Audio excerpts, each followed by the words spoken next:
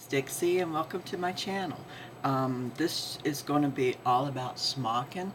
So if you ever wanted to learn to smock, I am going to do a series of videos to teach you how to smock. I learned how to smock about 35 years ago. I was pregnant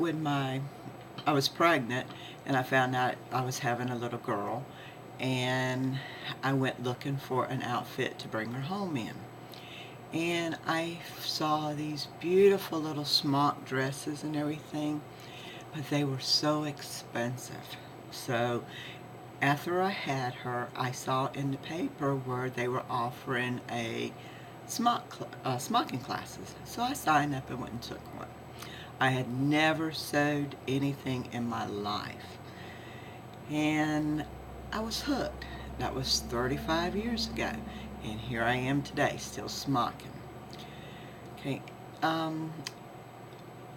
in these videos, we are going to start making a bishop, and I'm going to take you all the way through the construction of a bishop.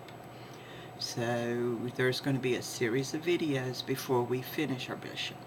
Okay, the first thing you're going to need is, let me turn the camera so you can see, is you're going to need a good bishop pattern. Okay, this one is Children's Corner. I hope I got the camera in focus right so you can see it.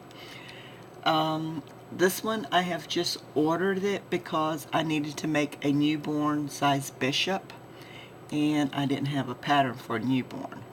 The ones I have, ones I bought 35 years ago, I am still using those patterns also. Okay, this one is another basic bishop.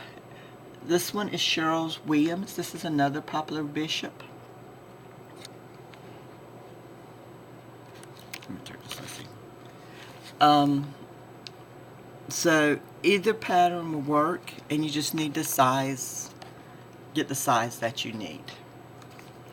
Okay, here is a smock bishop that I am currently working on, just so you can see what the smocking looks like. Okay, after you get your pattern, you're going to need a good quality of material. Don't go to Walmart and buy material. Buy one from a place that sells materials for heirloom clothes. There's, search the internet. There's places that still sell smocking material. Okay, this is some batiste that I have. You notice too, it's tore. That way it is straight on the Savage. So you want a good quality one. My daughter still has her smocking dresses from 35 years ago. Okay, also you are going to need something like this. It is a smock and block. Once you get this material cut out and pleated, you're going to have to block it. You don't want that turtleneck effect, so it has to be blocked. Okay, also you're going to need a pleader. I have the Sally Stanley pleader, which it is no longer made, but I've had this pleader for a very long time. The only thing really that goes wrong with pleaters is you'll break a needle occasionally.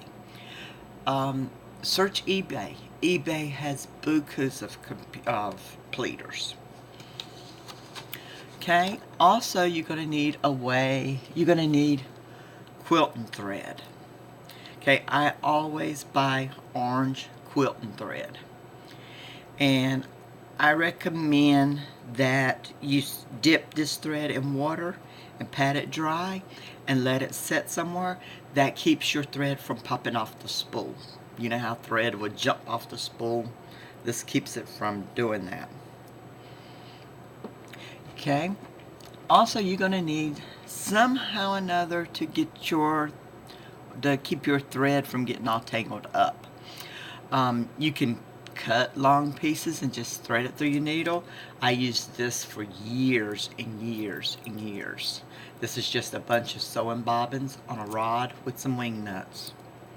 And I had it screwed down in a piece of wood. That's what I used my sewing machine to thread these bobbins. And I used this for a very long time. I finally invested in what they call a thread keeper box. If you set your smocker on top, your pleater on top, and your thread is all neatly in here. If you have a husband that is very handy, there's instructions on the web on how to make these. You can have it made. There's numerous things on the internet that shows you how to make different smock boxes. You're also going to need a marking pencil. I use a washable one. You're going to need some good needles. You're going to need DMC floss or anchor floss. I usually use DMC. You're going to need pins to pin your pattern down. Also, I bought lace because I'm going to put lace on the inner sleeves. We're going to make a short sleeve one. Eventually, you're going to want to get smocking plates. We're not going to use a smocking plate for this video. It's going to be one that I make up because I don't want to mess with any copyrights. And also, you're going to need a sewing machine. And that's all you're going to need to get started. Like I said, with this one, I'm going to take you all the way through the construction of a bishop, and that's what I'm working on here. I'm not a professional sewer, and I don't claim to be. I'm going to, smocking is a dying art, and it's beautiful work, and it looks so beautiful on a little girl. So the next video, I'm going to show you how to prepare your fabric and cut out the bishop. Once you get your material in, wash it and dry it.